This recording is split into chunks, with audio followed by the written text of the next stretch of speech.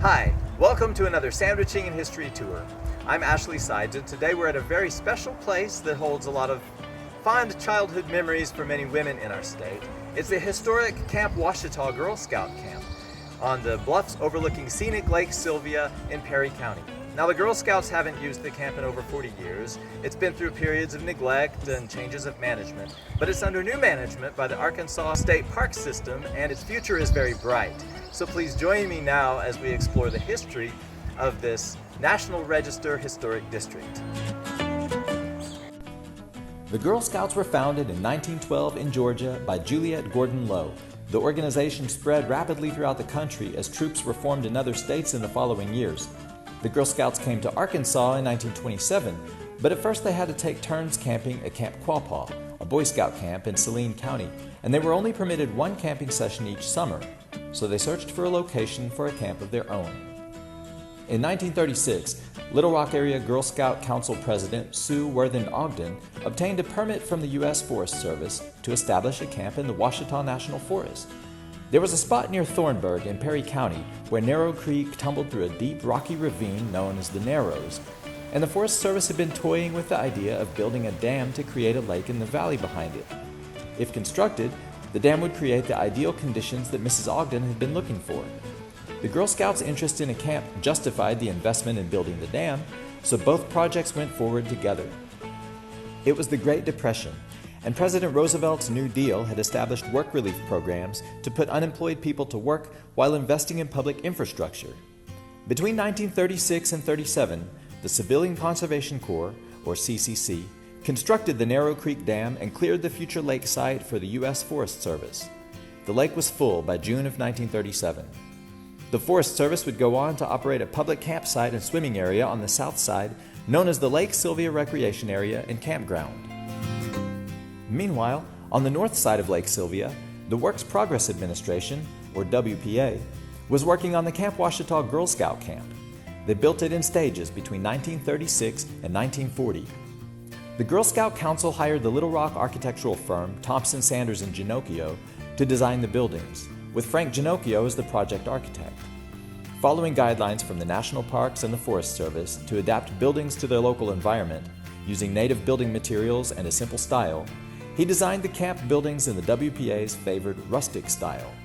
The structures were built out of local fieldstone and native cypress logs. They featured battered fieldstone walls, broadly pitched gabled roofs covered with hand-split cypress shingles, and exposed hewn log framework. The camp was laid out according to the unit plan, which the Girl Scouts had perfected as a healthy and effective arrangement for camping purposes. A common area with a great hall, named Ogden Hall after Sue Ogden, infirmary, and service buildings was surrounded by 4 individual self-contained units for grouping the campers by age, each of which had its own unit house, or troop house, bathhouse and latrine, and 6 cabins each. The units came to be called Lakeview, Tall Timber, Echo Valley, and Clifftop. The first camp session took place in 1937. The cabins had not been built yet, so the campers used tents that first year. Tent camping on raised platforms remained available for certain occasions even after the cabins were completed. One of these tent sites was called Toltec and shared Lakeview's facilities. An independent 5th unit was added across the lake in 1959 called Atihcauo. It was Ouachita spelled backwards, which had no cabins and offered primitive camping to older girls who had to access it by canoe. Camp Ouachita drew Girl Scouts from across Arkansas and even neighboring states.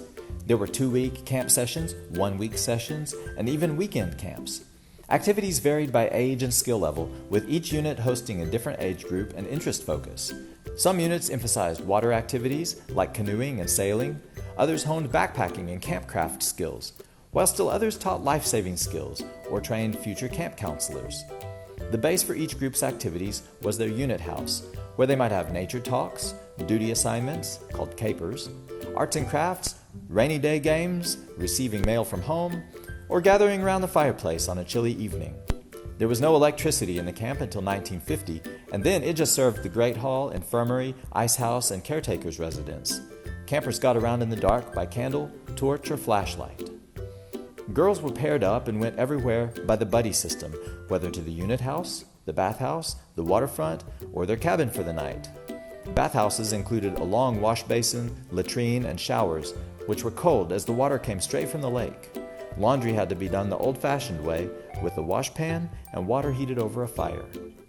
Swimming was one of the highlights of camp. Strong swimmers were allowed to go as far as the buoys and use the diving boards that floated on rafts in the deep water. But inexperienced swimmers had to stay in the 2 shallow swim cribs that were enclosed by a seawall topped with a catwalk. Although most activities were done within the individual units, the whole camp came together at Great Hall for meals and other assemblies like talent shows and religious services. The bell called the camp to mealtime, where the girls sat 8 to a table and were served by their counselor. After eating, they drew chore assignments to sweep up, wash and dry the dishes, and put them away. The Girl Scouts intended the camping experience to develop girls along physical, emotional, mental, moral, and social lines, to the end that there may result not only a personally enriched individual, but also an intelligently participating citizen in a democratic social order. They practiced useful skills such as cooking, swimming, life-saving, foraging, fire building, and camp chores within the context of a community where they also built friendships and grew as leaders and citizens. Camping stripped away many comforts of life and made space for intensely formative experiences. Campers had to leave radios at home, but were allowed to bring musical instruments and cameras. There was no heat or air conditioning in the cabins, and showers were cold. Snakes, frogs, spiders, and mosquitoes were an unavoidable part of life at a forest campsite, but the context transformed these inconveniences from bugs to features. As one camper wrote home, "Dear Mom and Dad, I'm having a great time. Today we found a nest of baby copperheads behind the cabin and some scorpions in the bathhouse. I'm covered with chigger bites. Camp is fun. Love, Becky." Water had always been a problem for the camp. Wells did not produce sufficient water and they often failed, and so Lake Sylvia water was used. Water would be pumped up from the lake to the top of the hill to this pump house, from which gravity would take it down to the toilets and the bathhouses to the camp below. However, in the late 1970s, new public health regulations prohibited the use of the lake water, and about this time the Girl Scouts were having a hard time affording the upkeep on the camp anyway, and so in January 1979 they chose not to renew their land use permit with the Forest Service. After 41 years of Girl Scout camping, Camp Ouachita was officially closed. The 1978 summer session had been the last camp. The Forest Service also found the camp too costly to deal with, so it was neglected. Between 1982 and 1986, they authorized other organizations in the region to demolish some of the structures and salvage the fieldstone for reuse. This led to the removal of the boathouse, Atihcauo unit house, 2 of the Echo Valley cabins and bathhouse, and the stone floors from some of the other structures. But in 1986, the Arkansas Historic Preservation Program found the camp eligible for nomination to the National Register of Historic Places, so demolition was halted. Camp Ouachita was finally listed on the National Register as a historic district with local significance in 1992. When it was realized that Camp Ouachita is the only remaining WPA-built Girl Scout camp in the United States, its National Register listing was elevated to national significance in 2002. Meanwhile, it had continued to deteriorate. Limited work had been done in the 90s to the caretaker's residence and the Great Hall's roof, but more needed to be done. So between 2001 and 2007, the Great Hall was fully rehabilitated, and the Lakeview unit's cabins and bathhouse were renovated and converted into public camping cabins. A few other structures in the other units also got new roofs to slow their decline and at least save them for future restoration opportunities. Over the years since then, Camp Ouachita has hosted many weddings, annual trail races, and other events. A church-based ministry operated the camp for a few years after 2016, but there had been few substantial improvements since 2007. There's new hope for the future, though. The Lake Sylvia Recreation Area, including Camp Ouachita, is now part of the Arkansas State Parks system, and this is good news for the public. I asked Park Superintendent Molly Elders to talk about the condition of this historic camp, including the vulnerable part that's off limits, as well as the part that's been restored for public use. Hi, I'm Molly Elders. I'm a park superintendent with Arkansas State Parks. I'm standing here today in Camp Ouachita, which is a historic district that is located in the new operational section of Arkansas State Parks known as Lake Sylvia Recreation Area. In July 2021, Arkansas State Parks signed a lease with the U.S. Forest Service to take over operations and management of this district, which included the Lake Sylvia Recreation Area, which is our swimming beach. It included the campgrounds of Lake Sylvia, and it also includes Camp Ouachita, our historic district. And we're here today with Arkansas State Parks to try and help continue the preservation of this area. So the neat thing about Camp Ouachita is that there was a certain portion of it that was kept up and rehabilitated that is currently open to our guests, and those facilities are up and running. But we have a big portion of Camp Ouachita, which is the old Girl Scout camp, that, as you see around me, is still remaining in the woods. So right now I'm standing in a portion of the park that is closed to the public. Some of these structures are in different states of decay, just depending on their location. Some of these have already gotten new roofs, so you can tell that they're standing pretty well. But then if you can see behind me this way, other ones have been taken back by the forest. And so there's roughly 40 structures throughout the woods back here that are still standing that State Parks is working to preserve the status of. But right now a lot of our focus is on maintaining what has been kept up with. These buildings have not yet been made secure and safe for visitors to get down here, so this area is closed off right now. But at some point we will be able to open it up for guests to give tours to show off what is remaining and the preservation that we're working towards. One of my favorite parts about this historic district is it seems like people really did kind of forget about it. So we still have a lot of artifacts remaining. So of the remaining structures that we have at Camp Ouachita, there are predominantly 3 different types. One being the cabins, where the Girl Scouts would sleep, their residences, and that's what you see behind me right here, and then also next to it. Those are what we have the most of course. And then the other type of building we have the restrooms or the bathhouses. This building right here that's missing its porch, that was an old bathhouse. And this other one, if you can see through the woods, it's facing us. That's another bathhouse as well. The Girl Scouts really fortified their camping patterns into unit camping.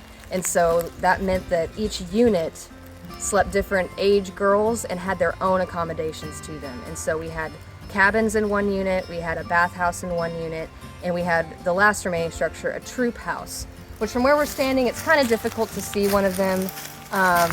If you look down there through the woods, there are structures of it. The troop houses had it the worst because they were screened in predominantly, because that's where they had their activities. So those have certainly had the biggest impact when it comes to nature, attacking back at these structures that have been built out here. Another really, really neat thing about this area is that, as you can see behind me, let me step back some. What I'm standing in right now is really a 4th structure, if I wanted to include it. The Girl Scouts also had tent platform camping. And so these piers that we see, there was a wooden platform on top, and they built a canvas structure to sleep under the stars, right? So we can find these structures scattered throughout amongst the different units that we have here. And then behind me, if you haven't noticed, this is a true artifact. We do still have a bed here. In a bunch of the cabins, we still have lots of artifacts that are, significant and tell such a good story. And so they haven't been moved. That's one thing that we're working on, is trying to determine the allowance to allow visitors to come in while still being able to leave stuff like this available, because nothing tells a better story. Somebody slept here. We are standing in the portion of Camp Ouachita that is open for our guests. This is the unit grouping called Lakeview that the Girl Scouts camped in. So this area includes 6 cabins, a 7th cabin that was renovated from a bathhouse, and then this, what we refer to as the patio, is one of the old troop houses. So the reason this one is so far gone and we only have the stones left is most of this was all wood structure. So that was long gone by the time initial groups in 2002 started to work towards the preservation of this area. Since July of 2021, when Arkansas State Parks took the place over, we've been working diligently on the many repairs that were needed throughout this area. So what you see today is what we have to offer: these 7 cabins, this patio, the Great Hall, which is located over this way. It is going to be open. It's not open right now. We're still working on some renovations, but it will be open for events to the public, as well as a commercial kitchen that is attached to it. One of my favorite parts about working at this park so far has been the stories that have come out of this. These cabins housed hundreds of girls throughout the years that came down here and stayed. And on top of that, the history of that, we're still working on finding. And so when I do have people that come down here and say, oh, I was here as a Girl Scout, I love to hear those stories because we're trying to collect, because the community really cares a lot about this place. Even the people that didn't attend the camp in particular, the locals come down and they were so interested during construction, offering to volunteer, to wanting to get involved, knowing when it was open, offering any type of help that I needed, especially as a new person to the area. These cabins too, what's fun are they're all named something, so it makes them a little more personable. The donors that helped build these cabins initially, their names are still on them. So I've got a Carolyn, a Ruby, a Nettie. Oh, I could go on and on. There's a Molly back in the woods. She's still standing a little bit. But I could showcase, actually, we're at a good spot, some of the community efforts that have gone into. The first week we were open, I had guests come stay, and they came and stayed every weekend following for the next 3 or so weekends. And while they were here, they stayed in the same cabin. This is Carolyn cabin. And, they didn't have to do this, but they made this little area very cute. This was not us working on it. We put the grill in, but all this rock work that they've worked on. So that little bit of touch to each of these cabins is also, it's very precious, because this place is full of lots of stories and lots of memories for people. Camp Ouachita has always had a special place in the hearts of Arkansans, and not just Girl Scouts. It's nice to know that this historic site is being taken care of and made accessible, at least partially, to the public.